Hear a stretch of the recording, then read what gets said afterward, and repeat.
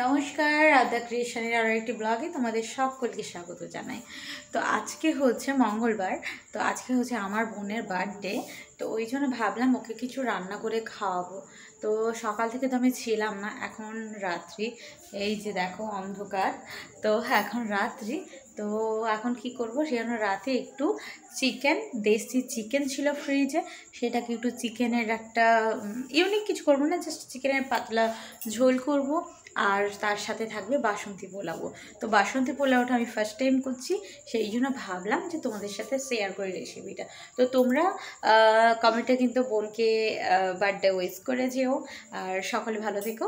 আর চলো রান্নাটা শুরু করা যাক। আমি এখানে গোবিন্দভোগ চাল না নিয়েছি সরু কাঠি চাল। তো এটা বাটিতে মাপ করে নিয়ে নিলাম।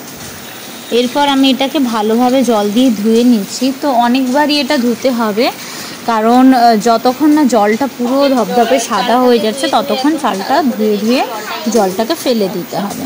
তারপর জলে, পরিষ্কার স্বচ্ছ জলে ওটা আপনি 20 মিনিট মতো ভিজিয়ে রাখবেন। ভিজিয়ে রাখার পর একটা নেটের সাহায্যে বা শুকনো কাপড়ে মোটামুটি জলটাকে ছেঁকে নিতে হবে এবং চালটাকে ড্রাই করে নিতে হবে। তারপর চালটার জল শুকিয়ে গেলে এতে আমি পরিমাণ মতো নুন এবং হলুদের গুঁড়ো, গরম মশলার গুঁড়ো আর দিয়ে দিচ্ছি ঘি, আর দেবো একটু আদা কুচি। তো আদা কুচিটা অপশনাল, প্রয়োজন হলে দিতে পারেন। তো আমার মতে দিলে এটা সুন্দর একটা ফ্লেভার আসে, অনেকে এটা দেয়ও না। তো আমি এখানে চামচে প্রথমে মাখাচ্ছিলাম, কারণ চালটা অনেকটাই ভিজে গেছিলো, তো ওই কারণে।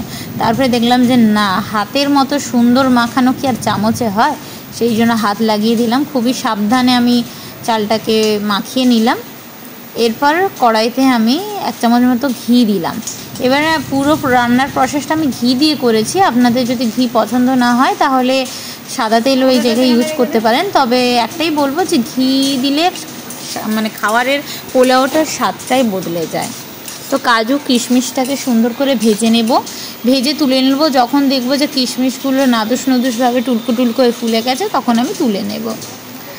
এরপর কড়াইতে আর একটু ঘি দিয়ে গোটা গরম মশলা, দারচিনি এবং তেজপাতা, আর এই যে স্টারটাকে কি বলে জানি না, এটা আপনার বেনে দোকানে গিয়ে বললেই দেবে। অ্যাকচুয়ালি বিরিয়ানি মশলাতেও থাকে এটা, স্টারটা। হ্যাঁ, এটা একটা ফুল, তো এটা দিয়ে দিলাম। এইটা দিলে কিন্তু দারুণ একটা ফ্লেভার আছে।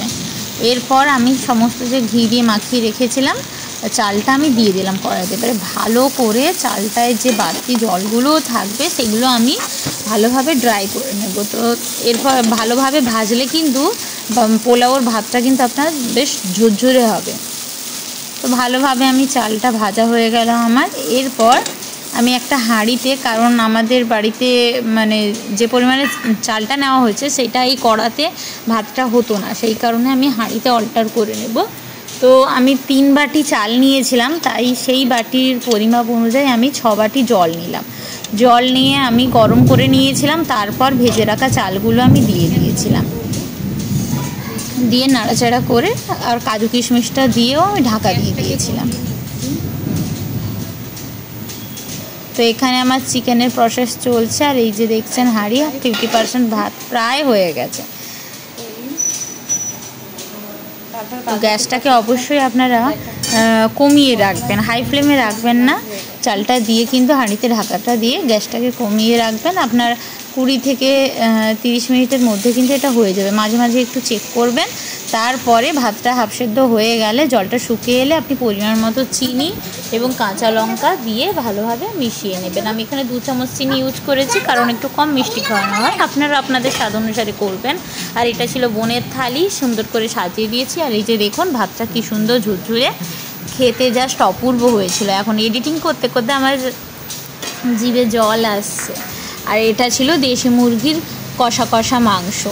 তো দেখে মনে হবে মাটন, কারণ দেশি মুরগির মাংসটা এরকম রান্না করলে মাটনের মতোই বেশ কালচে পড়ে যায়, কিন্তু এটা চিকেন ছিল।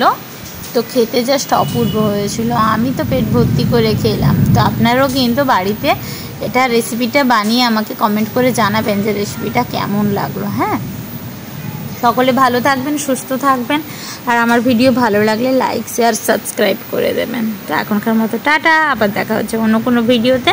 আর যারা যারা আমার চ্যানেলে নতুন আছো, যারা আমার চ্যানেলটাকে সাবস্ক্রাইব করোনি, প্লিজ আমার চ্যানেলটাকে সাবস্ক্রাইব করে দিও। সকলে